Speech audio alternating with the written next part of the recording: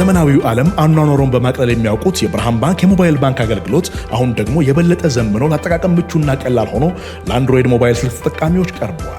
አዲሱን የብርሃን ባንክ አንድሮይድ አፕ ወይም መተግበሪያ ከጉግል ፕሌይ ስቶር ላይ ብርሃን ሞባይል በሚል ስም ያገኙታል። ወደ ስልክዎን በመጫን ስለ ሂሳቦ መረጃ፣ ገንዘብ ለማስተላለፍ፣ የሞባይል አየር ሰዓት ለመግዛት፣ ስለ ብድሮ ሁኔታና ሌሎች በርካታ አገልግሎቶችን ለማግኘት በቀላሉ ይጠቀሙበታል። ለበለጠ መረጃ በአቅራቢያው ወዳለ የብርሃን ባንክ ቅርንጫፍ ጎራ ይበሉ። ብርሃን ባንክ እንደ ስማችን ብርሃን ነው ስራችን። ተመልሰናል። አድማጮቻችን አራዳ ኤፍ ኤም 95.1 ላይ ትገኛላችሁ። ፉትቦል ካፌ ነው ፕሮግራሙ። የአርሰናል ተጫዋቾችን ጉዳት እንመልከት። በርካታ ተጫዋቾቻቸው በጉዳት ምክንያት ከብሔራዊ ቡድን ካምፕ ውጭ እንደሆኑ እየተመለከትን ነው የምንገኘው። እናንሳው በእርግጥ ምን ያሎቹ ተጫዋቾች ናቸው የተጎዱት የሚለውም እንደዚሁ አብሮ እየተነሳ ያለ ጉዳይ ነው። ይህንን ጉዳይ እንመልከት። ሰሞኑን ለአርሰናል ደጋፊዎች እንደምታስታውሹ ባለፈው ሳምንት የሊግ ካፕ የፍጻሜ ጨዋታ ነበር በማንቸስተር ሲቲ። ከዛ በኋላ ስለ አርሰናል በተለይ ብዙ ያነጋገረ ሽንፈት ነበር እና ከዛ ሽንፈት በኋላ በእርግጥ አሰልጣኞች ከእንደዚህ አይነት ከሚያሳምም ሽንፈት በኋላ ወዲያው ጨዋታ ማድረግ ነው የሚፈልጉት፣ ቶሎ ወደዛኛው ወደ ቀጥሎ ወደሚመጣው ውድድር ለማተኮር ማለት ነው እና በሶስት ቀን ውስጥ በሁለት ቀን ውስጥ ቶሎ መጫወት ይፈልጋሉ። ተጫዋቾች ከዛ በፊት በገጠማቸው ሽንፈት ላይ ረጅም ጊዜ እንዲቆዩ አይፈልጉም፣ ረጅም ጊዜ ዱዌል እንዲያደርጉ አይፈልጉም። ነገር ግን ይሄኛው በተለይ አሁን የውድድር ዘመኑ ካለበት ምዕራፍ አንጻርና ከተሸነፉበት ውድድር አንጻር የፍጻሜ ጨዋታ ስለሆነ በሌላም ውድድር ቢያንስ በሌሎች ሁለት ውድድሮች የሚፎካከራቸው በፕሪሚየር ሊግና ኤፍኤ ካፕ ውስጥ ያለ ነው ማንቸስተር ሲቲ። በፕሪሚየር ሊግ በቅርብ ጊዜ ያገኛቸዋል። የኢንተርናሽናል ጨዋታ መምጣቱ እንደ መጥፎ አልተቆጠረም። ሁልጊዜም በመደበኝነት አሰልጣኞችና ደጋፊዎችም የሚፈሩት ጊዜ ቢሆንም የዓለም አቀፍ ጨዋታዎች ረፍት ጊዜ ይሄኛው ግን እንደ መጥፎ አልተቆጠረም ለአርሰናል። ተጫዋቾቹ እንዲያውም ጥሩ ዲስትራክሽን ያገኛሉ፣ ከዛ ኤንቫይሮንመንት ወጥተው ነው የሚመለሱት። ስለዚህ የነጥብ ጨዋታዎችም አይደሉም፣ የወዳጅነት ጨዋታዎች ናቸው። በንጽጽር ከነጥብ ጨዋታዎች ይልቅ የበለጠ ሪላክሲንግ ናቸው። መጥፎ አይደለም የሚል ግምት ነው የነበረው። ግን አሁን የሚሰማው የጉዳት ዜና ምሳ እንዳነሳሹ የጉዳቶቹ አይነት በጣም ከባድ ነው ወይ? ምን ያህል ጨዋታ ያስመልጣቸዋል? የትኞቹ ተጫዋቾች ነው የምር የተጎዱት የሚለው ገና በዚህኛው ሳምንት የበለጠ ሊታወቅ የሚችል ነው። ምክንያቱም ሁሉም ተጫዋቾች ወደ አርሰናል ተመልሰዋል። አሁን 10 ተጫዋቾች ናቸው። መጠኑ በጣም ያልተለመደ ነው። በአንድ ቡድን ላይ ብቻ ይህን ያህል ተጫዋቾች እየሰማን አይደለም። በተለይ ግን ትላንትና ጠዋት የፒየሮ ኢንካፒዬና የማርቲን ዙቢሜንዲ ከየብሔራዊ ቡድኖቻቸው ከኤኳዶር እና ከስፔን ብሔራዊ ቡድን ውጪ እንዲሆኑ መደረጋቸው የበለጠ የአርሰናል ደጋፊዎችን ያሳሰበ ነበር። እንደምታውቂው የብሔራዊ ቡድን ጨዋታዎች ከመጀመራቸው በፊትም ወይም ጥሪ ከደረሳቸው ተጫዋቾች መካከል እንግዲህ አንድ ላይ 10 ተጫዋቾች ናቸው ተጎድተዋል የተባሉት፣ አንዳንዶቹ ሳይሄዱም ጭምር። ለምሳሌ ዩሪየን ቲምበር የምርም ተጎድቷል። ምክንያቱም ከማንቸስተር ሲቲ ጋር በነበረው ጨዋታ አልተሰለፈም። በጣም ትልቅ ጨዋታ ነበር። በሙሉ ጤናው ላይ ቢኖር ኖሮ በዚህ ውድድር ዘመን የአርሰናል የመጀመሪያ ተመራጭ የቀኝ መስመር ተከላካይ ነበር፣ ይሰለፍ ነበር። ኤቤሪቼዜ የምርም ተጎድቷል። ተጠርቶ ነበር ለእንግሊዝ ብሔራዊ ቡድን። ነገር ግን እሁድ በነበረው ጨዋታ ከሲቲ ጋር በነበረው ጨዋታ እሱም አልተሰለፈም። ከጉዳት ነጻ ቢሆን ኖሮ ይጀምር ነበር እሱም። ከዛ ውጪ እዛ ጨዋታ ላይ የተሳተፉና 90 ደቂቃ የተጫወቱ እንደ ዊሊያም ሳሊባ አይነት ተጫዋቾች ደግሞ እዛ ጨዋታ ላይ ገጥሟቸዋል በተባለ ጉዳት ምክንያት ከፈረንሳይ ብሔራዊ ቡድን ዝርዝር ውጪ የሆነ ተጫዋች ነው። እዚያው ጨዋታ ላይ መጠነኛ ጉዳት ገጥሞታል የተባለው ሊያንድሮ ትሮሳርም ከቤልጅየም ብሔራዊ ቡድን ውጪ ሆኗል። የተወሰኑ ተጫዋቾች እንደተጎዱ ይታወቁ የነበሩ ተጫዋቾች ናቸው። አሁን ከብሔራዊ ቡድን ከተመለሱ ተጫዋቾች ውጪ ሌላ ያልሄደው ተጫዋች ጋብርኤል ማጋላይሽ ነው። እሱም እንደዚሁ ከዛ ጨዋታ በኋላ ለብራዚል ብሔራዊ ቡድን ጥሪ ደርሶት ነበር በካርሎ አንቼሎቲ። ከማርኪኞስ ጋር የዓለም ዋንጫው ሲመጣ የብራዚል ብሔራዊ ቡድን የመጀመሪያ ተመራጭ የመሀል ተከላካይ ይሆናል ተብሎ የሚጠበቅ ነው። እሱም እንደዚሁ ወደ ብራዚል ብሔራዊ ቡድን አልሄደም። ከዚያ በኋላ ነው እንግዲህ ቅድም የጠቀስኳቸው እንደ ቡካዮ ሳካና ዴክላን ራይስ ከእንግሊዝ ብሔራዊ ቡድን ካምፕ እንዲወጡ የተደረገው። ተጎድተዋል ወይ ሜዲካል አሰስመንት በአርሰናል ያስፈልጋቸዋል በሚል። የኖኒ ማድዌክ ጉዳት ግን ጠንከር ያለ ሳይሆን አይቀርም። ምክንያቱም ቶማስ ቱኸል ከጨዋታው በኋላ እንደተናገሩት የሚያሳስብ አይነት ብለው ነው የገለጹት።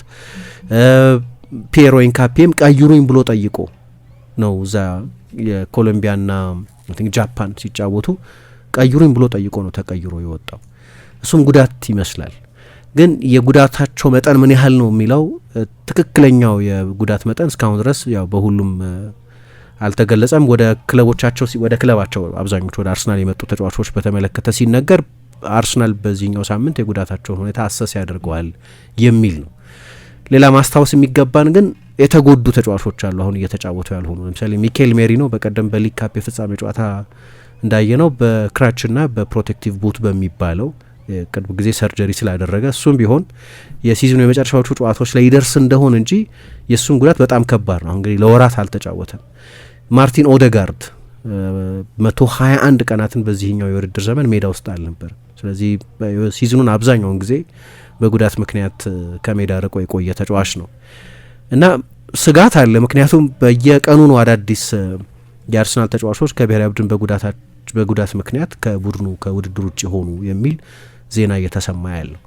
እኔ ጥርጣሬ ያለኝ አክቹዋል ጉዳት መሆኑ በተመለከተ። በእርግጥ አርሰናል ተጫዋቾቹን መጥራት አይችልም። የብሔራዊ ቡድን ሜዲካል አሰስመንት የሜዲካል ዲፓርትመንትና አሰልጣኞቹ ናቸው ተጫዋቾቹን በተመለከተ ውሳኔ የሚያሳልፉት እንጂ አንድ ጊዜ ተጫዋቹ በብሔራዊ ቡድን ጥሪ ደርሶት የአርሰናል ኢንተርቬንሽን ከዛ በኋላ ኢሬሌቨንት ትመካከር ያለሽ የብሔራዊ ቡድን የሜዲካል ዲፓርትመንት ሰዎችና የአርሰናል የሜዲካል ዲፓርትመንት ሰዎች ስለ እያንዳንዱ ተጫዋች የጉዳት ሁኔታ የፊትነስ ሁኔታ ይነጋገራሉ፣ መረጃ ይለዋወጣሉ። በአሰልጣኞቹ መካከልም ንግግር እንደሚኖር በጣም እርግጠኛ ነኝ። ግን የመጨረሻ ውሳኔ የማሳለፍ መብት የአርሰናል የሕክምና ቡድን አባላት ወይም የአርሰናል አሰልጣኝ አይደለም። መጨረሻ ላይ ተጫዋቾቹ ወደ አርሰናል እንዲመለሱ የሚወስኑት ብሔራዊ ቡድኖቹ ናቸው። አርሰናል ተጫዋቹን መጥራት አይችልም። ከብሔራዊ ቡድን ካምፕ ለኢንተርናሽናል ጨዋታዎች የሄደን ተጫዋች ጉዳት አለበት ብሎ አርሰናል ሪፖርት እንኳ ቢያደርግ የብሔራዊ ፌዴሬሽኖች ጥርጣሬ ካላቸው ይኖርበት ግን ራሴ አሰስ አደርገዋለሁ ብሎ የመጥራት መብትም አላቸው። ይሄ ሲሆን አይተን እናውቃለን። ላሚን ያማል ላይ የሆነው ባለፈው አይ ቲንክ በሴፕቴምበር ኢንተርናሽናል ብሬክ ወይም በአንደኛው ኢንተርናሽናል ብሬክ ጊዜ እንደዛ ነው። ባርሴሎና ጉዳት አለበት አለ፣ ይኑርበት፣ በራሴ ባለሙያዎች ነገሩን አጣራት ፈልጋለሁ፣ ጥርጣሬ አለኝ የሚል አቋም ስለነበረው በእርግጥም ሄደ። ከዚያ በኋላ ቢያንስ ለ10 ቀን መጫወትም ማያስችል የኮንሰርቫቲቭ ትሪትመንት ላይ ነበር። እንዲመለስ ሆነ። ደስተኛ አልነበረም የስፔን እግር ኳስ ፌዴሬሽን። ምክንያቱም እንዲህ አይነት ትሪትመንት እንደሚጠብቀው ቀድሜ ላውቅ ይገባ ነበር፣ የብሔራዊ ቡድን ጨዋታ እየመጣ እንደነበር ባርሰሎና ስለሚያውቅ የሚል ቅሬታ ነበረው። በዛ ምክንያት በስፔንና በባርሰሎና መካከል ልዩነቶች ነበሩ እንደምታስታውሹ ምሳ። ስለዚህ ብሔራዊ ቡድኖች ናቸው የሚወስኑት፣ ብሔራዊ ፌዴሬሽኖች ናቸው መጨረሻ ላይ የሚወስኑት።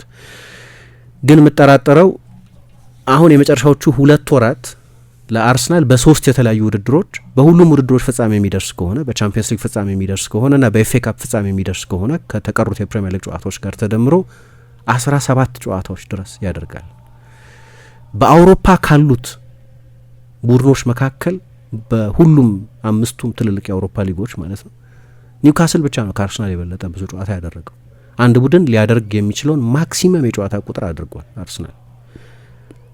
ኒውካስል የሚለየውም ከአርሰናል የበለጠውም በቻምፒየንስ ሊግ ከ1 እስከ 8 ባለው ስፍራ ባለማጠናቀቁ ምክንያት 2 ተጨማሪ ጨዋታዎችን ከካራባግ ጋር አድርጓል። አርሰናል ደግሞ በሊግ ካፕ ፍጻሜ በመድረሱ ምክንያት በዛ ውድድር ከኒውካስል የበለጠ አንድ ጨዋታ አድርጓል። ኒውካስል እስከ ግማሽ ፍጻሜ ድረስ ነበር የተጓዘው።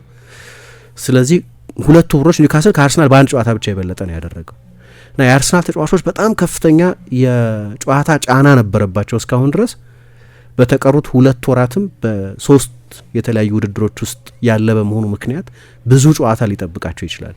አሁን የሚቀጥሉትን 3 የአርሰናል ጨዋታዎች ብታይ በ3 የተለያዩ ውድድሮች የሚደረጉ ናቸው። ቅዳሜ ዕለት በኤፍኤ ካፕ ከሳውዝሃምፕተን ጋር፣ በሚቀጥለው ሳምንት በወዲያኛው ሳምንት አጋማሽ ከስፖርቲንግ ሊዝበን ጋር በቻምፒየንስ ሊግ ሌላ ውድድር፣ ከዚያ በኋላ ከቦርንመዝ ጋር በፕሪሚየር ሊግ በ3 የተለያዩ ውድድሮች የአርሰናል ተጫዋቾች ይጫወታሉ። ስለዚህ በጣም አድካሚ ሲዝን ነበር። በአራት የተለያዩ ውድድሮች ነው እስካሁን ድረስ ሲሳተፍ የቆየው እና ይሄ ስለሆነ የአርሰናል ተጫዋቾች የስራ ጫና ስለሚታወቅ በአርቴታና በሉዊስ ደላፉዌንቴ ወይም በካርሎ አንቼሎቲ ወይም በዲዲዬ ዴሾ ወይ በሌሎቹም አሰልጣኞች መካከል ውይይት እንደሚኖር በጣም እርግጠኛ ነኝ። ምክንያቱም የማርች ኢንተርናሽናል ብሬክ ከሌሎቹ በመስከረም በጥቅምት እና በህዳር ከሚደረጉት የተለየ ነው። እነዛ ጨዋታዎች ላይ የዓለም ዋንጫ አመት በሚሆንበት ጊዜ የዓለም ዋንጫ የማጣሪያ ጨዋታዎች፣ የነጥብ ጨዋታዎች የሚደረጉባቸው የዓለም አቀፍ ጨዋታዎች ወቅቶች ናቸው። የነጥብ የፉክክር ጨዋታዎች የሚደረጉባቸው፣ የአውሮፓ ዋንጫ በሚኖርበት ጊዜ የአውሮፓ ዋንጫ የመጨረሻ የማጣሪያ ጨዋታዎች የሚደረጉባቸው 3 የዓለም አቀፍ የጨዋታ ወቅቶች ናቸው። የማርች የተለየ ነው። ልክ ነው። በኢንተርኮንቲኔንታል የዓለም ዋንጫ የመጨረሻ የማጣሪያ ጨዋታዎች ይደረጋሉ፣ ግን በጣም ውስን ብሔራዊ ቡድኖች የሚሳተፉባቸው ናቸው። ለመጨረሻዎቹ ጥቂት ስፍራዎች የሚደረጉ ናቸው። በአውሮፓም ሰሞኑን እነ ጣሊያን፣ እነ ስዊድን፣ እነ ኮሶቮ፣ እነ ሰሜን አይርላንድ ሲሳተፉባቸው የቆዩባቸው የመጨረሻዎቹን የአውሮፓ የዓለም ዋንጫ ተሳታፊ ሀገራት ለማወቅ የሚደረጉ ጨዋታዎች አሉ፣ ግን በጣም ጥቂት ናቸው። የሚበዙት ጨዋታዎች የወዳጅነት ጨዋታዎች ናቸው እና አሁን የምንጠቅሳቸው አብዛኞቹ የአርሰናል ተጫዋቾች ደግሞ ከጥቂቶቹ በስተቀር ለየብሔራዊ ቡድኖቻቸው ተጠርተው ወደ ዓለም ዋንጫ የመሄዳቸው ጉዳይ የተረጋገጠ ነው። የራይስ መሄድ የተረጋገጠ ነው። የሳካ እንግዲህ የተለየ ጉዳት ካልገጠማቸው በስተቀር ወደ ብሔራዊ ቡድኑ ወደ ዓለም ዋንጫው መሄዱ የተረጋገጠ ነው። የኢንካፔ የተረጋገጠ ነው። አሁን ተጎዱ የሚባሉ ተጫዋቾች ዙቢሜንዲ የተረጋገጠ ነው። ሁሉም ተጫዋቾች ለትልልቅ ብሔራዊ ቡድኖች የመሄዳቸው ጉዳይ እርግጥ ነው። ስለዚህ አሰልጣኞቹ ራሳቸው የብሔራዊ ቡድን አሰልጣኞቹ ራሳቸው ይሄ በአብዛኛው የወዳጅነት ጨዋታዎች በሚደረጉበት ጊዜ ተጫዋቾቹ ብዙ የስራ ሎድ ያለባቸው በመሆናቸው ምክንያት አርሰናል ኤክሰፕሽን ነው፣ ኤክሰፕሽን ቱ ደ ሩል። ምክንያቱም ማክሲመም የጨዋታ ቁጥር ያደረገ ቡድን በመሆኑ ምክንያት ብዙዎቹ ተጫዋቾች ብዙ ደቂቃ ተጫውተዋል። ለምሳሌ ማርቲን ዙቢሜንዲ በፕሪሚየር ሊግ ካሉ ተጫዋቾች ሁሉ ከአውትፊልድ ተጫዋቾች ብቻ 8ኛው ብዙ ደቂቃ የተጫወተ ተጫዋች ነው፣ በመጀመሪያው የፕሪሚየር ሊግ ሲዝኑ ማለት ነው። በስፔን ሁልጊዜም በውድድር ዘመኑ መሀል አፍታ አለ። ሪያል ሶሴዳድ ልክ እንደ አርሰናል ሁሉ በ3 በ4 ውድድሮች የሚጠመድ አይነት ቡድን አይደለም። ፕሪሚየር ሊግ ከላሊጋ አንጻር ሲታይ ከፍ ያለ የወርክሎድ የስራ ኢንቴንሲቲ ያለበት ነው። የስፔን ሊግ የበለጠ ቴክኒካል፣ የእንግሊዝ ሊግ የበለጠ ፊዚካል፣ የበለጠ ሩጫ፣ የበለጠ ኢንቴንሲቲ ሩጫ የሚጠይቅ ነው። እነዚህ ሁሉ ነገሮች ተጨምረው በዛ ላይ ደግሞ 8ኛው ብዙ ደቂቃ በሁሉም ውድድሮች የተጫወተ ካልተሳሳትኩ እያንዳንዱን የፕሪሚየር ሊግ ጨዋታ የጀመረ ተጫዋች ነው። ሰሞኑን የምታይበት መዳከም አለ። የፎርሙ ጉዳይ ምናልባት ከተጫወታቸው የደቂቃዎች ቁጥርም ጋር የተገናኘ ሊሆን ይችላል። ስለዚህ ሉዊስ ደላ ፉዌንቴ ተጫዋቹን ይፈልጉታል። ሮድሪ እስኪመለስ ድረስ የሮድሪ አለመኖር ክፍተት እንዳይፈጠር ያደረገ ተጫዋች ነው። የአውሮፓ ዋንጫ ፋይናል ላይ አይተናል ኢምፓክቱ ምን ያህል ትልቅ እንደነበር። ግን እሱ ብቻ አይደለም። ሮድሪ የኤሲኤል ጉዳት ከገጠመው በኋላ የስፔን ብሔራዊ ቡድን የመጀመሪያ ተመራጭ 6 ቁጥር የነበረው እሱ ነው። እንዲያውም በቅርብ ጊዜ ሲናገሩ ሰምተሻቸው እንደሆን ከዚህ በፊት በ2010 የዓለም ዋንጫ ቪሴንቴ ዴል ቦስኬ እንዳደረጉት ያኔ አሎንሶ ነበር የመጀመሪያ ተመራጭ 6 ቁጥራቸው። ከዛ አንድ ኮከብ ወጣት 6 ቁጥር ብቅ አለ ሰርጂዮ ቡስኬትስ እና አንዱን ማስቀመጥማ ግዴታ አይደለም፣ ሁለቱን አንድ ላይ ማጫወት የምንችልበትን መፍትሄ እንፈልጋለን አሉና ቡስኬትስና ሻቢ አሎንሶ የዛ የዓለም ዋንጫ ያሸነፈው የስፔን ብሔራዊ ቡድን የመጀመሪያ ተመራጭ 2 አማካዮች ነበሩ። እንዲህ አይነት ፎርሙላ እንፈልጋለን የሚል አስተያየት ሰጥተው ነበር። ያን ያህል በሮድሪ መመለስ፣ ሮድሪ ትልቅ ተጫዋች ነው የበለጠ ግን ሮድሪም ተመልሶ ቢሆን ጭምር በስፔን ብሔራዊ ቡድን ቋሚ ሆኖ እንዲጫወት እንፈልጋለን የሚሉ ተጫዋች በመሆኑ ምክንያት ለአርሰናል ሲባል ብቻ ሳይሆን በዓለም ዋንጫው ላይ የተሻለ ረፍት አግኝቶ እንዲመጣ በማሰብም ተጫዋቹን የለቀቁት ይመስለኛል። ይሄ መላምት ነው። የጉዳቱ መጠን የተገለጸው የጉዳት መጠን ቀለል ያለ ስለሚመስል የራይስና የቡካዮ ሳካም ጉዳይ እንደዚሁ ነው። ራይስ አሁን ባለፈው ታስታውሺ እንደሆነ ከባየር ሌቨርኩዘን ጋር አርሰናል ከተጫወተ በኋላ ከሲቢኤስ ጋር ቃለ ምልልስ ነበረው እና በጣም ዝያለሁ የሚል አስተያየት ሰጥቶ ነበር። ተዳክም ያለሁ የሚል አስተያየት ሰጥቶ ነበር። ይሄ ለሁሉም የአርሰናል ለብዙዎቹ የአርሰናል ተጫዋቾች የሚሰራ ይመስለኛል እና ሁለቱም ከብሔራዊ ቡድን ካምፕ ከወጡ በኋላ የተነገረው ነገር ለሜዲካል አሰስመንት ሲባል ወደ አርሰናል ተልከዋል እንጂ እንዲህ አይነት ጉዳት ገጥሟቸዋል ተብሎ ሪፖርት አልተደረገም እና ከብሔራዊ ቡድን ካምፕ መልቀቃቸው ብቻውን የጉዳት ማረጋገጫ አይደለም ማለት ነው። እንዲሁ ዜናው በወጣ ቁጥር ሰኞ እገሌና ከሌ፣ ማክሰኞ እገሌና ከሌ፣ ረቡዕ እገሌና ከሌ ከብሔራዊ ቡድኖቻቸው ወጡ ሲባል በጣም ክሪቲካል በሆነ የውድድር ዘመኑ ወቅት ላይ ስለሆነ ጉዳቶቹ እየተዘገቡ ያሉት ደግሞ ከዛ የሊግ ካፕ የፍጻሜ ጨዋታ በኋላም የኤዜ የጉዳቱ መጠን አንዳንዶች አሁን ለሲቲ ጨዋታ ይደርሳል የሚሉ አንዳንድ ሪፖርቶች ሰምቻለሁ። ግን ከ4 እስከ 6 ሳምንት ከሜዳ ሊያርቀው የሚችል ነው። ስለዚህ ሌሎችም የቻምፒየንስ ሊጎቹን ጨዋታዎችም የሲቲን ጨዋታም ሌሎችም የፕሪሚየር ሊግ ጨዋታዎች ሊያልፉት ይችላሉ ተብሎ ሪፖርት ሲደረግ ነበር። እንደምታውቂው የመጨረሻው የጉዳቱ መጠን ከሜዳ የሚያርቀውን ጊዜ ያው ብዙሃን መገናኛዎች ናቸው ሲዘግቡ የሰማ ነው። ክለቦች ብዙ ጊዜ ለዚህን ያህል ጊዜ ተጫዋቹ ከሜዳ ይርቃል አይሉም፣ አልፎ አልፎ ካልሆነ በስተቀር ተጎድቷል። እና በጣም ረጅም ጊዜ የሚያረቅ ከሆነ የሎንግ ተርም ጉዳት ነው ብለው እንደዚህ አይነት ሰርጀሪ ያደርጓል ብለው ሪፖርት ያደርጋሉ። ግን ብዙ ጊዜ ከክለቦች አንሰማም። ይሄን ያህል ጊዜ ነው ከሜዳ የሚርቅ ተጎድቷል ይላሉ። ግን ይሄን ያህል ጊዜ ነው ብለው ቅጭ ጊዜ የሆነ በውል የታወቀ ጊዜ አያስቀምጡ። ስለዚህ በደጋፊዎች በኩል የተወሰነ ፓኒክ ሊፈጥር የሚችል ነው እና አንዳንዱ ግን በክለቦቹና በብሔራዊ ፌዴሬሽኖቹ መካከል ባለ መግባባት ይመስላል። ለምሳሌ ማርቲን ኦዴጋርድ ለኖርዌይ ብሔራዊ ቡድን ሊጫወት ይችል ነበር። ያው ተጎድቷል እንደምታውቂው። ያለፉትን ተከታታይ ጨዋታዎች የሲቲውን ጨዋታ ጨምሮ እየተጫወተ አይደለም። ግን የኖርዌይ ብሔራዊ ቡድን አሰልጣኝ ስቴል ሶልባክን ይባላሉ። ለተጫዋቿን በዚህ ሰዓት የሚሻለው ለእኛም የሚሻለው ዓለም ዋንጫ ላይ ይፈልጉታል። የኖርዌይ ብሔራዊ ቡድን አምበልና በጣም ወሳኝ ተጫዋች ነው። ማጣት አይፈልጉም እና የሚሻለው እዛው ለንደን ውስጥ ቆይቶ ወደ ብሔራዊ ቡድኑ ከሚመጣና ብዙ ትርጉም በሌላቸው በእነዚህ የወዳጅነት ጨዋታዎች ላይ ከሚሳተፍ ይልቅ በአርሰናል ሪከቨር ቢያደርግ ይሻላል፣ ቢያርፍ ይሻላል በሚል ውሳኔ ነው ይህንን ያደረጉት። ግን ኦዴጋርድ የዚህ ብቸኛ ተጠቃሚ አይደለም። ኤርሊንግ ሃላንድ ለምሳሌ ባለፈው በነበረው ጨዋታ አልተጫወተም። ኤርሊንግ ሃላንድም በተመሳሳይ ሁኔታ ብዙ ደቂቃ ተጫውቷል። እንዲያውም በአውሮፓ 9 ቁጥሮች ከሚባሉት መካከል አውት ኤንድ አውት 9 ቁጥሮች ከሚባሉት መካከል የእሱን ያህል ብዙ ደቂቃ የተጫወተ ተጫዋች የለም ከዘጠኞች ጋር ብቻ የምታወዳድሪው ከሆነ። ስለዚህ የኖርዌይ ብሔራዊ ቡድን አሰልጣኝ ሃላንድን በዓለም ዋንጫ ለራሳቸው ለሲቲ ሳይሆን በዓለም ዋንጫ ለራሳቸው ጥቅም ሲሉ ይፈልጉታል። ሲቲ ተጨማሪ 2 ውድድሮች ውስጥ እየተሳተፈ ነው። ኤፍኤ ካፕ ውስጥ አለበት፣ ፕሪሚየር ሊግ ውስጥ አለበት። የፕሪሚየር ሊግ ዋንጫ ፉክክር ሊጦዝ የሚችልበት እድል አለ። ግን ለሲቲ ብለው አይደለም። የኖርዌይ ብሔራዊ ቡድን አሰልጣኝ ኢንትረስት የኖርዌይ ብሔራዊ ቡድን ጉዳይ እንጂ የማንቸስተር ሲቲ ጉዳይ አይደለም።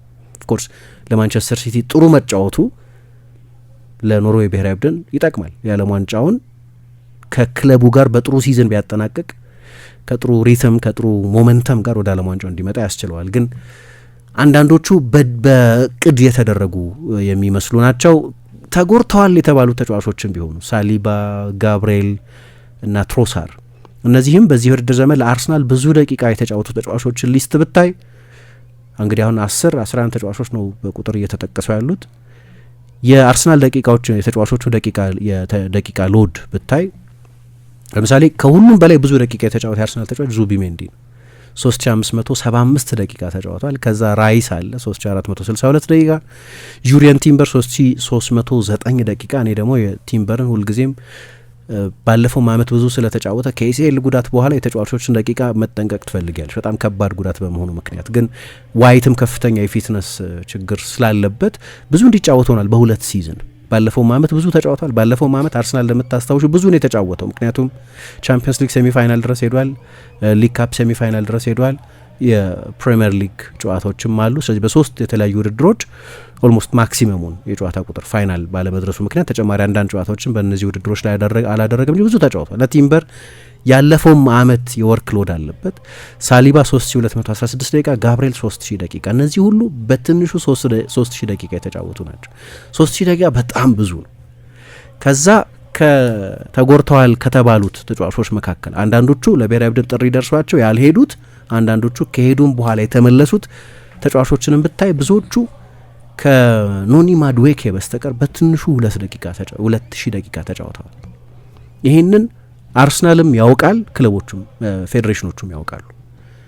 እና ቅድም እንዳልኩት የማርች ኢንተርናሽናል ብሬክ ከሌሎቹ የሚለየው የሀይ ስቴክ ጨዋታዎች አይደለም የሚደረጉት ነው። የፈረንሳይ ብሔራዊ ቡድን ትላንትና ምናልባት የሲ ቡድኑ ሊባል ይችላል ከኮሎምቢያ ጋር የተጫወተው ቡድን በአብዛኛው አሰልጣኞች የዓለም ዋንጫ ላይ እንደሚወስዷቸው እርግጠኛ የሚሆኑባቸው ተጫዋቾች አሉ። አሁን ይህንን የኢንተርናሽናል ብሬክ መጠበቅ ሳያስፈልጋቸው አብዛኞቹ አሁን የጠቀስኳቸው ተጫዋቾች ደግሞ ይሄዳሉ ወደ ዓለም ዋንጫ። ትልልቅ ስም ያላቸው የአርሰናል ጀማሪ ተጫዋቾች ናቸው። በአብዛኛው የኢንተርናሽናል ብሬክ አሰልጣኞቹ ያው ከሞላ ጎደል እንደኔ ግምት ከ18 እስከ 20 አካባቢ 21 22ም ድረስ ከ26 ተጫዋቾች ማለት ያውቃሉ አሰልጣኞች የትኞቹን ተጫዋቾች እንደሚወስዱ። ለነዛ 5-6 ቦታዎች ግን የመጨረሻ ውሳኔ የሚያሳልፉት በዚህኛው የኢንተርናሽናል ብሬክ ጊዜ ነው።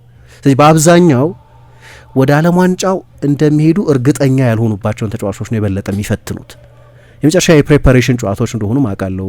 ምናልባት እንግዲህ የዓለም ዋንጫው ከመጀመሩ በፊት ባለችው ትንሽ የጊዜ ክፍተት ተጨማሪ ጨዋታዎች ሊያደርጉ ካልቻሉ በስተቀር ግን ብዙዎቹ ጨዋታዎች የመጨረሻ ሴሌክሽን የሚደረግባቸው ናቸው። ስለዚህ ዋናዎቹን ተጫዋቾች ሪስክ ማድረግ አይፈልጉም። እንዳልኩት ይሄ ቲዮሪ ነው። ምክንያቱም ሜጀር ጉዳት የገጠመ አርሰናል ተጫዋች አላየንም።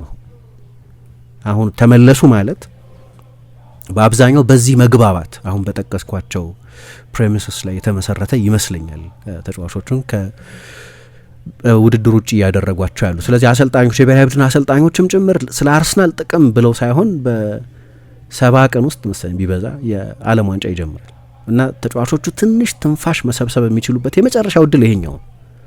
አርሰናል ማክሲመሙን የጨዋታ ቁጥር ሊያደርግ የሚችልበት እድል አለው። ቻምፒየንስ ሊግ ስፖርቲንግ ሊዝበን ከስፖርቲንግ ጋር በሚደረጉት 2 ጨዋታዎች ካሸነፈ ሴሚፋይናል ደረሰ ማለት ነው። ሴሚፋይናል ከደረሰ ተጨማሪ 2 ጨዋታዎች ያደርጋል ፖቴንሻሊ ከባርሰሎና ጋር። በኤፍኤ ካፕ ቅዳሜ ከሳውዝሃምፕተን ጋር ነው የሚጫወተው። ሳውዝሃምፕተንን ካሸነፈ የኤፍኤ ካፕ ግማሽ ፍጻሜ ጨዋታ ላይ ይደርሳል ማለት ነው። ተጨማሪ ጨዋታዎች ማድረጉ አይቀርም። እንደዛ የሚሆን ከሆነ የፕሪሚየር ሊግ ያው 38 ጨዋታ ስለሆነ እሱ በውድድሩ ላይ በመቆየት የሚወሰን አይደለም። የመጨረሻ ሁሉም ቡድን 38 ጨዋታ ስለሆነ የሚያደርገው እና አሁን እሁድ ቅዳሜ 4 ነው መሰለኝ የሚሆነው ኤፕሪል 4 ከኤፕሪል 4 እስከ ቻምፒየንስ ሊግ ፋይናል ድረስ ሜይ 30 እስከሚደረገው ድረስ አርሰናል ሁሉንም ጨዋታዎች ካሸነፈና ቻምፒየንስ ሊግ ፋይናል ከደረሰ 17 ጨዋታ ድረስ ከ2 ወር ባነሰ ጊዜ ውስጥ የማድረግ ኃላፊነት አለበት እና ይሄ ደግሞ ሎድ ያመጣል። አሁን የቀሩትን ተጫዋቾች ተመልከች፣ ወደ አርሰናል ያልተመለሱትን አሁንም ከብሔራዊ ቡድን ጋር እየተሳተፉ ያሉትን ተጫዋቾች ካየሽ የሀይ ስቴክ ጨዋታ የሚጠብቃቸው ተጫዋቾች ናቸው። አንደኛው ሪካርዶ ካላፊዮሪ ነው። የጣሊያን የዓለም ዋንጫ ዕጣ ፈንታ የሚወሰንበት ሳምንት በመሆኑ ምክንያት ሊመለስ አይችልም። የጉዳት ታሪክ አለበት አይደለም። አምና 27 ጨዋታ በጉዳት ምክንያት አልፎታል። ዘንድሮም በጣም ጥሩ ሲዝን እያሳለፈ ነበር፣ ግን ከዲሴምበር በኋላ ተጎዳ። ስለዚህ በቅርብ ጊዜ በተደረጉ ጨዋታዎች ላይ እንኳ ሚካኤል አርቴታ ምናልባት ፊትነሱንም ስለሚጠራጠረው ሊሆን ይችላል በሁለቱ የሌቨርኩሰን ጨዋታዎችና በማንቸስተር ሲቲ ጨዋታ ላይ አላስጀምረው። በጣም ወሳኝ ታክቲካል ዋይልድ ካርድ ሆኖ ጭምር ተጫዋቹ ሌላ አይነት አንግል የሚሰጥ ኢንትረስቲንግ ተጫዋች ሆኖ አልተጠቀምበትም። ግን ጣሊያን በዓለም ዋንጫ ማለፏን አለማለፏን የሚወስን ቁልፍ ሳምንት ላይ በመሆኗ ምክንያት ሊመለስ የሚችልበት እድል የለም። ቅድም እንዳልኩት የጣሊያን ጨዋታ የወዳጅነት ጨዋታ አይደለም። አሁን ደግሞ ከቦስኒያና ሄርዘጎቬና ጋር ጨዋታ አላቸው። በጣም ቁልፍ ተጫዋች ነው ለጣሊያን ብሔራዊ ቡድን። ስለዚህ ይቆያል። ቪክቶር ዮኬሬስ ተመሳሳይ ነው። ስዊድንም ወደ ዓለም ዋንጫ ለማለፍ ጨዋታዎቿን እያደረገች ነው። በቀደም ሀትሪክ ሰርቷል። በጣም ጥሩ ፐርፎርማንስ ነበር። ይስሐቅም ስለሌለ አሁን ለስዊድን የበለጠ አስፈላጊ ሆኗል። አሌክሳንደር ይስሐቅ ባይጎዳ ኑሮ ሁለቱ አንድ ላይ ነበር የሚጀምሩት። የብሔራዊ ቡድን ሪከርዱን በጣም ጥሩ ነው። ኳሊቲ ጎሎች ነው ያስቆጠረው በቀደም። ግን ከጨዋታዎቹ አስፈላጊነት አንጻር ምንም ቢሆን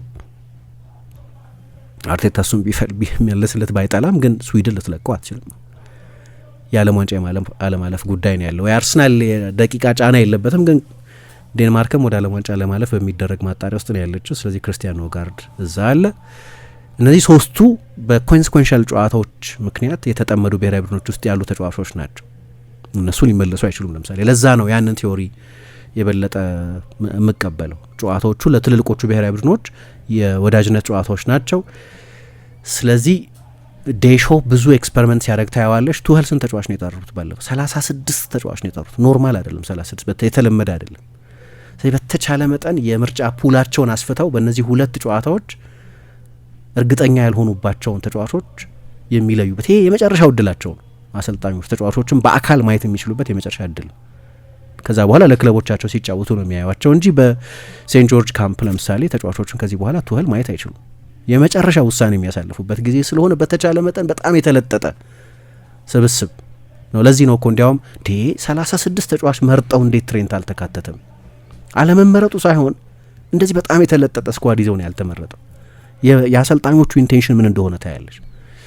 ስለዚህ ለምን ኦልሞስት ወደ ዓለም ዋንጫው እንደሚሄዱ ሳይሆን እንደሚጀምሩ እርግጠኛ የሚሆኑባቸውን ራይስን እና ሳካን ለጉዳት ብዙ ደቂቃ የተጫወቱ ተጫዋቾች በመሆናቸው ምክንያት ለምን የበለጠ እና ደግሞ ከአርሰናል ጋር ቢዚ 2 ወራት እንደሚጠብቃቸው ለሚታወቁ ተጫዋቾች ለምን ጫና ያደርጉባቸዋል? የቀሩትን ተጫዋቾች ሁኔታም ስታይ የሚያስረዳሽ አንድ ነገር አለ። አንደኛ በጣም ቁልፍ ጨዋታ ያለባቸው ቡድኖች ውስጥ ያሉ ናቸው። ሌላኛው ያልተመለሰው ካይ ሃቨርትዝ ነው። ባለፈው ለጀርመን ብሔራዊ ቡድን ከስዊትዘርላንድ ጋር በተደረገው ጨዋታውን ጀምሯል። ግን ሀቨርትዝ ደቂቃ የሚፈልግ ተጫዋች ነው። አሁን ሲዝኑን በሙሉ አልተጫወተም። ለአርሰናል 264 ደቂቃ ብቻ የተጫወተ ብቻ ሳይሆን ባለፈው የውድድር ዘመን የመጨረሻዎቹን 4 ወራት አልተጫወተም። በዚህኛው የውድድር ዘመን ኦልሞስት የመጀመሪያዎቹን 6 ወራት አልተጫወተም። ኦልሞስት 1 ዓመት 11 ወር አካባቢ ያለፈው ተጫዋች ነው እና ደቂቃው እንደውም ይፈለጋል። አሁን የሀቨርትዝ ደቂቃ ጀርመን እንደምታየው ነው። የጀርመን ብሔራዊ ቡድን የ9 ቁጥር ጥያቄ ቮልተማደ ጥሩ ይጫወታል፣ ግን ሀቨርትዝ ከፍ ያለ ስታንዳርድ ያለው ተጫዋች ነው። ስለዚህ የእሱን መጫወት አርቴታ እንዲያውም የሚጠላው አይመስለኝም። ደቂቃ ማግኘቱ በጣም ጥሩ ነው፣ እንደዚህን ያህል ጊዜ ከሜዳ ርቆ የቆየ ተጫዋች በመሆኑ ምክንያት። ሌሎች አሉ ደግሞ ኢንትረስቲንግ ኬዝ ያላቸው ተጫዋቾች። ለምሳሌ ክርስቲያን ሞስኬራ ለስፔን ብሔራዊ ቡድን ተጠርቷል። እንደምታውቀው በቀደምም ተቀይሮ ገብቶ ተጫውቷል ከሰርቢያ ጋር በነበረው ጨዋታ። አሁን የእሱ ጉዳይ ቅድም ባልኩት ብራኬት ውስጥ የሚካተት ነው። አሁን አብዛኞቹ የጠቀስኳቸው ተጫዋቾች እነ ራይስ፣ እነ ዙቢሜንዲ፣ እነ ሳካ ኦልሞስት ወደ ዓለም ዋንጫ የመሄዳቸው ጉዳይ 100% ሊባል የሚችል እርግጠኝነት ያለው ሆኖ ሞስኬራ ግን መጠራቱ ራሱ ትልቅ ሰርፕራይዝ ነበር።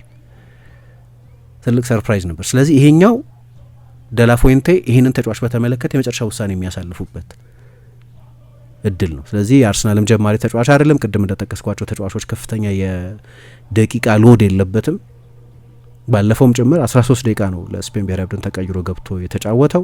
እንዲያውም አንደኛው የሚመስለኝ እርግጠኛ አይደለሁም፣ ግን ተጫዋቹ መጠራት አለብኝ በተለይ በባለፈው የውድድር ዘመን በቫሌንሲያም በጣም አሪፍ ዓመት አሳልፎ ስለነበር በማድሪድ በፔዤ በምን ይፈልጋል ሊባል ስለነበር አርሰናል ተጫዋቹን ከማስፈረሙ በፊት ጥሩ ሲዝን ያሳለፈ ወጣት ተከላካይ በመሆኑ ምክንያት ለስፔን ብሔራዊ ቡድን ኮንሲደር መደረግ ነበረብኝ የሚል እምነት አለው የሚሉ ዘገባዎች እንሰማ ነበር እና ካልሆነ ግን ለቤተሰቦቹ ሀገር አይ ቲንክ ለኮሎምቢያ የዓለም ዋንጫ ላይ እርግጠኛ ሆኖ ለኮሎምቢያ መጫወት የሚችል ተጫዋች ነው እና ያንን ኮንሲደር እያደረገ ነው ሲባል ነበር እንግዲህ። ስለዚህ ምናልባት ያም ተጫዋቹን በዘላቂነት ላለማጣት ባለ ፍርሃት ምክንያትም ሊሆን ይችላል ተጫዋቹን ለስፔን የጠሩት።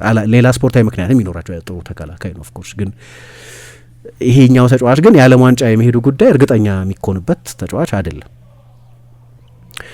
ስለዚህ ይሄ ፕሩቭ ማድረግ አለበት። ማርቲኔሊ ለብራዚል ተመሳሳይ ነው። አንቼሎቲ ከመጡ በኋላ በእያንዳንዱ በ5 ስብስብ ነው 5 ጊዜ ነው ለተጫዋቾች ጥሪ ያደረጉት። ሁሉም ላይ ተካቷል። ስለዚህ ቡድናቸው የሚፈልጉት አይነት ተጫዋች ይመስላል። ግን የዓለም ዋንጫ ላይ ለብራዚል ብሔራዊ ቡድን አይቀርም የምትየው አይነት ተጫዋች ግን አይደለም። ስለዚህ እሱም ቢሆን ምናልባት እንደዚህ በአስቸኳይ እንዲመለስ ላይደረግ ይችላል። ስለዚህ እኔ ከጉዳቶቹ ሲሪየስነስ ይልቅ አብዛኞቹ ለጥንቃቄ ሲባል የተደረጉ የሚመስሉ ናቸው። ለክለቦቹም ጥቅሞች ነው፣ ግን በአብዛኛው ብሔራዊ ፌዴሬሽኖቹ ለራሳቸው ሲሉ። ሌላ የቀረው ተጫዋች ራያ ነው፣ ዳቪድ ራያ ስፔን ኢንትረስቲንግ የግብ ጠባቂዎች አማራጭ ያላት ሀገር ነች። ትላንት መሰለኝ ትላንት የባርሴሎና ግብ ጠባቂ ዡዋን ጋርሲያ ስለ ራያ የዓለም ቤስቱ ግብ ጠባቂ ነው የሚል አስተያየት ሰጥቷል። የራያ ደግሞ ራሱ ስለ ዡዋን ጋርሲያ በጭራሽ ባርሴሎና አሁን ያለበት ቦታ ላይ አይኖርም ነበር ጋርሲያ ግብ ጠባቂያቸው ባይሆን ኑሮ የሚል አስተያየት ሰጥቷል። በቀደም ደግሞ የዋና ግብ ጠባቂያቸው ኡናይ ሲሞን የስፔን ብሔራዊ ቡድን የመጀመሪያ ተመራጭ ግብ ጠባቂ ነው፣ ስለ ራያ እንደዚሁ አድናቆት ሲሰጥ ነበር። አሌክስ ሬሚሮ የሚባል ግብ ጠባቂ ያላቸው የግብ ጠባቂ ቅንጦት አላት አሁን ስፔን። ግን የስፔን ብሔራዊ ቡድን እንግዲህ በእንግሊዝ ፕሪሚየር ሊግ አሁን ለሶስተኛ ተከታታይ ጊዜ በክሊንሺት አንደኛ ቢሆንም በየሳምንቱ የሚያስደንቁ ሙከራዎች ቢያድንም እና ባለፈው ሳምንት አርቴታ እሱም ባለማሰለፉ ምክንያት በጣም ትልቅ ዲስከሽን መሆኑን እናስታውሳለን። ያን ያህል በጣም አስፈላጊ ተጫዋች ተደርጎ የሚቆጠር። በስፔን ግን እንደዛ አይደለም። የአትሌቲክ ቢልባኦ ግብ ጠባቂ ነው የስፔን ብሔራዊ ቡድን የመጀመሪያ ተመራጭ ግብ ጠባቂ። እንዲያውም ኦልሞስት ይህንን አይነት ማረጋገጫ ሰጥተዋል። የዓለም ዋንጫው ላይ የእኔ የጀማሪ ግብ ጠባቂ የሚሆነው ራያም አይደለም ጋርሲያም አይደለም ኡናይ ሲሞን ነው የሚል አስተያየት ሰጥተዋል። እና ግብ ጠባቂ ኖርማሊም እንደ ሌሎቹ የአውትፊልድ ተጫዋቾች አይታይም የደቂቃ መጠኑ። ስለዚህ እሱም ነው የቆየው። የቀሩትን ተጫዋቾች አይነት ስታይ ማብራሪያ ያለው፣ የመጡት ተጫዋቾች አይነትንም ስታይ ማብራሪያ ያለው፣ በብሔራዊ ቡድን ያላቸው ቦታ፣ የብሔራዊ ቡድኖቹ አሁን የሚያደርጉት የጨዋታ ወሳኝነት ወይ አስፈላጊነት እና ከዚህ በኋላ የሚጠብቃቸው የጨዋታ መጠን በአርሰናል እስካሁንም የተጫወቱት የጨዋታ መጠን በአርሰናል ይወስነዋል። በቀደም ለአርሰናል ከጀመሩት 11 ተጫዋቾች በካራቦ ካፕ ወይ በሊግ ካፕ የፍጻሜ ጨዋታ ማለት ነው ዘጠኙ በአርሰናል ከ1 እስከ 9 ብዙ ደቂቃ የተጫወቱት ተጫዋቾች ናቸው እና እኔ ያልሄዱትንም ቢሆን ነው የምጠራጠረው። ሄደው የመጡትም ብቻ ሳይሆን ታስታውሻለሽ ጋብርኤል ጉዳት ለብራዚል ሲጫወት ነበር የተጎዳው። ስለዚህ ብራዚል ከአርሰናል ጋር ለረጅም ጊዜ የቆየ ጥሩ ግንኙነት አላቸው። በኤዱ ምክንያትም ኤደነር ሊዮናርዶ ባች ወደ አውሮፓ መጥተው በአካል ከጎበኟቸው ክለቦች መካከል አንደኛው አርሰናል ነው። ያኔ በኃላፊነት ላይ በነበሩበት ጊዜ አንቼሎቲም ከአርቴታ ጋር በጣም ጥሩ ግንኙነት አላቸው። በአርሰናል ፋሲሊቲ ነው ልምምድ የሰሩት። ባለፈው በለንደን መጥተው በተጫወቱ ጊዜ በጣም ጠንካራ ኮሚኒኬሽን እንዳለ ገምታለሁ። ከሊግ ካፕ የፍጻሜ ጨዋታ በኋላም ከነዚህ አሁን ተጫዋቾቹ ከሚሄዱባቸው የብሔራዊ ቡድን አሰልጣኞች ጋር በሙሉ ጥሩ ግንኙነት አለኝ የሚል አስተያየት ሰጥቶ ነበር። ስለዚህ ከአንቼሎቲ ጋር ተነጋግሮ ቢሆን ብዙ አይገርመኝም፣ ከዴሾ ጋር በፈረንሳይኛ ወርቶ ቢሆን ብዙ አይገርመኝም። ያልሄዱትንም ጨምሮ ማለት ነው፣ ወደ ብሔራዊ ቡድኖቻቸው ያልሄዱትንም ጨምሮ ማለት በግልጽ የሚታወቅ ጉዳት ካለበት ከኤዜ በስተቀርና ገና ከጉዳቱ ጨርሶ ካላገገመው ከኦደጋርድ በስተቀር ያልሄዱትንም ጭምር ቢሆን በዲዛይን በክለቦቹና በብሔራዊ ቡድን አሰልጣኞች መካከል በነበረ መስማማት የተደረገ ይመስለኛል። ይሄ ደግሞ ይደረጋል። ለምሳሌ ጆን ስቶንስ የማንቸስተር ሲቲ ተከላካይ ሁልጊዜም በጣም ልዩ ተጫዋች፣ የተለየ ቴክኒካል ፕሮፋይል ያለው ተጫዋች ሆኖ ግን ሁሌ ጉዳት የሚያስቸግረው ተጫዋች ነው እና አሁን ሰር የተባለው ሰር ጋሬት ሳውዝጌት ከማንቸስተር ሲቲ አሰልጣኝ ጓርዲዮላ ጋር ተመካክሮ ተነጋግሮ ተጫዋቹ ለጉዳት ያለው ተጋላጭነት ስለሚታወቅ ቀጥሎ በሚደረጉት ጨዋታዎች ላይ ከ60 ደቂቃ በላይ እንዳታጫውተው በሚል ሳውዝጌትም ይሄንን ተስማምቶበት በዛ መግባቢያ ሀሳብ ላይ ነበር ተጫዋቹ ይጠራ ነበር እና እንዲህ አይነት ላይን ኦፍ ኮሚኒኬሽን አለ በብሔራዊ ቡድን አሰልጣኞችና በክለብ አሰልጣኞች መካከል። እኔ እንደዛ ይመስላል አብዛኛውን ነገር ሳይ እና በተለይ ደግሞ በጣም ቁልፍ ጊዜ ነው። ባለፉት 17 ሳምንታት አንድ ኢንትረስቲንግ ቁጥር እያየሁ ነው። ባለፉት 17 ሳምንታት ብቻ 33 ጨዋታ ነው አርሰናል ያደረገው። ምን ማለት ነው? በየ3 ቀኑ ያለ ማረፍ ያለ ፎይታ ይጫወተም 17 በዛ በሁለት 34 ነው የሚሆነው አይደል? 33 ጨዋታ አድርጓል። ማክሲመሙን አንድ ከኖቬምበር ኢንተርናሽናል ብሬክ በኋላ ይሄኛው ኢንተርናሽናል ብሬክ እስኪመጣ ድረስ አርሰናል አንድ ሚድዊክ ብቻ ነው ያልተጫወተው። ማክሲመም ውድድር ላይ በምትሆኝበት ጊዜ እንደዛ ነው የሚሆነው። ሎዱ በጣም ከፍተኛ ነው። ስለዚህ ከኖቬምበር ኢንተርናሽናል ብሬክ በኋላ ብቻ 33 ኮምፒቲቲቭ ጨዋታ እና የፕሪሚየር ሊግ ጨዋታዎች መጠን እንግሊዝ ውስጥ ያው ብዙ ፊዚካሊ አውትፑት የሚፈልግ ሊግ ነው። ብዙ ጊዜ እናነሳለን። የአርቴታ ማጫወት ብዙ ኤነርጂ የሚያስወጣ ነው። ምክንያቱም ኦፍ ዘ ቦል ከተጫዋቾቹ ማክሲመም የሚጠይቅ አይነት አሰልጣኝ ነው። ስለዚህ ከሌላውም የበለጠ ተጫዋቾቹ እንዲዝሉ የሚያደርግ ይመስለኛል እና እነዚህ የተጠሩ ተጫዋቾች በሙሉ ወይም ወደ ክለቦቻቸው እንዲመለሱ የተደረጉ ተጫዋቾች በዚህ መግባባት መሰረት የተደረጉ ይመስለኛል። ሁለቱን ነው የምጠራጠረው። አሁን በቪዲዮ ካየናቸው የማዱዌኬ ከቱኸልም ማስተያየት በቪዲዮ ካየነው ምስል በጨዋታው ላይ ካየነው ምስል በመነሳት ምናልባት ጠንከር ያለ ጉዳት ሊሆን ይችላል። የእሱም የጉዳት መጠን ገና አልታወቀም። ሁለተኛው የፒየሮ ኢንካፒ ነው። እሱም ከኮንታክት በኋላ ሮጦ ነው የወጣው ፔርቬስ ስቱፒኛን ተክቶት እስኪገባ ድረስ ግን ወደ ቤንቹ ሄዶ ቀይሮኝ የሚል ምልክት አሳይቶ ነው የወጣው። ይሄ በግልጽ የታወቀ የታየ የጉዳት አይነት። ሌሎቹ ግን አይመስለኝም። ስለዚህ ስጋት እንዳለ ይሄ ተጫዋች ተጎዳ፣ ይሄ ተጫዋች ተጎዳ፣ ይሄ ተጫዋች ተጎዳ ሲባል ብዙ ስጋት ይኖራል። ምክንያቱም በቃ ሲዝን ዲፋይኒንግ 2 ወራት ናቸው ከፊት ለአርሰናል። በጣም ታሪካዊ የውድድር ዘመን ሊሆን ይችላል። ከ22 ዓመት በኋላ የፕሪሚየር ሊግ ሻምፒዮን ሊሆኑ የሚችሉበት ግን ደግሞ በቅርብ ጊዜ ብዙ ትራውማ አለ በአርሰናል በኩል። ልክ እንደዚህ አይነት በጣም ብዙ ተስፋ የተጣለባቸው ሲዝኖች ሆነው በመጨረሻዎቹ 2 ወራት ፍሬ ያላፈሩ ደግሞ ሲዝኖችም አሉ። ስለዚህ ይሄ ለአርሰናል ይሄንን የአርሰናል ትውልድ በተመለከተ ዲፋይኒንግ ወቅት ላይ ነው ያለው እና ይህንን እንግዲህ ለብሔራዊ ቡድን አሰልጣኞች በማስረዳት ሊሆን ይችላል ተጫዋቾቹ እንዲመጡ ተደርጓል። ግን ሲታይ መጀመሪያ የሊግ ካፕ የፍጻሜ ጨዋታ እንደተደረገ ቲምበር ወደ ሆላንድ ብሔራዊ ቡድን አይሄድም ተባለ። የደች እግር ኳስ አሶሲዬሽን ነው ይህንን ይፋ ያደረገው። በሚቀጥለው ቀን ጋብርኤል ማጋላይሽ ከብራዚል ብሔራዊ ቡድን ውጭ እንዲሆን ተደርጓል ተባለ። ከዛ የሊያንድሮ ትሮሳርን ሰማን። ከዛ የኤዜ ተሰማ። ይህንን ፈርስት ዌቭ ይሉታል። ሁለተኛው የራይስ ሳካና ኖኒ ማዱዌኬ ከእንግሊዝ ብሔራዊ ቡድን መልቀቅ።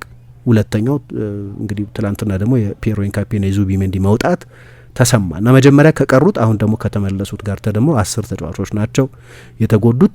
ቡድን ውስጥ ያሉት 2 የተጎዱ ተጫዋቾችን ከጨመርሽ ደግሞ 12 ተጫዋቾች ተጎድተውበታል ማለት ነው። አሁን ባለው ሁኔታ ምናልባት አንዱ በጎ ነገር የፊትነስ ጉዳያቸው እንኳ አጠራጣሪ ቢሆን አንዳንዶቹ ተጫዋቾች ሳውዛምተን ነው የሚጠብቃቸው። እሱ እንደው ማለፋቸው የተረጋገጠ ነው ማለት አይቻልም።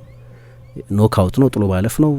እግር ኳስ ብዙ ነገር ሊሆን እንደሚችል አሳይቶናል። ግን የፕሪሚየር ሊግ ጨዋታ ከሚጠብቃቸው ይልቅ በቻምፒየንሺፕ ያለ ሳውዛምተንን መግጠማቸው እንደው የፊትነስ ኮንሰርንም የምር ጄኒውን የሆነ የፊትነስ ኮንሰርንም ኖሮ ከሆነ አርቴታ ከስፖርቲንግ ጨዋታ በፊት ትንሽ ደቂቃ ማኔጅ ማድረግ የሚችልበት ተጨማሪ እድል ያገኛል። ኤፍኤ ካፕ በመሆኑ ምክንያት ነው። ቦርንመዝ ቢሆን ኖሮ ለአርሰናል በጣም ክሪቲካል ጨዋታ ነው ቦርንመዝ የፕሪሚየር ሊጉ ጨዋታ ማለት ነው። ምክንያቱም ሲቲ በማግስቱ ከቼልሲ ጋር ነው የሚጫወተው እና ተጨማሪ አድቫንቴጅ የነጥብ ልዩነቱን ሲቲ ጨዋታዎች ኖረውትም ጭምር ወደ ስንት ነው አሁን ልዩነታቸው? 9 ነው አይደል? ሲቲ ተስተካካይ ጨዋታ እያለው ቢያንስ ሲቲ እስኪጫወት ድረስ 12 የማድረግ እድል ስለሚኖረው የቦርንመዝ ጨዋታ ቢሆን ኖሮ ሀፊት የሆኑትንም ተጫዋቾች ጭምር ማሰለፍ አለበት። ፕሪሚየር ሊግ ፕራዮሪቲ ነው ለአርሰናል ከየትኛውም ውድድር በላይ። ከፕሪሚየር ሊግ ከቻምፒየንስ ሊግ ተብሎ ሲጠየቁ 70% የሚሆኑት ፕሪሚየር ሊግ ነው የሚሉት።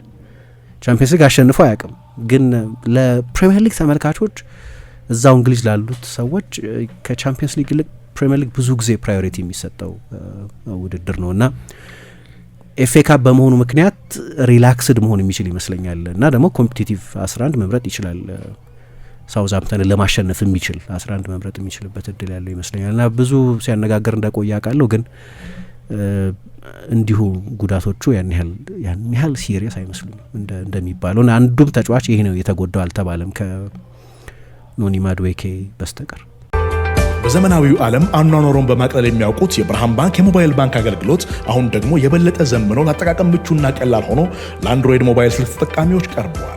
አዲሱን የብርሃን ባንክ አንድሮይድ አፕ ወይም መተግበሪያ ከጉግል ፕሌይ ስቶር ላይ ብርሃን ሞባይል በሚል ስም ያገኙታል። ወደ ስልክዎን በመጫን ስለ ሂሳቦ መረጃ፣ ገንዘብ ለማስተላለፍ፣ የሞባይል አየር ሰዓት ለመግዛት፣ ስለ ብድሮ ሁኔታና ሌሎች በርካታ አገልግሎቶችን ለማግኘት በቀላሉ ይጠቀሙበታል። ለበለጠ መረጃ በአቅራቢያ ወዳለ የብርሃን ባንክ ቅርንጫፍ ጎራ ይበሉ። ብርሃን ባንክ እንደ ስማችን ብርሃን ነው ስራችን።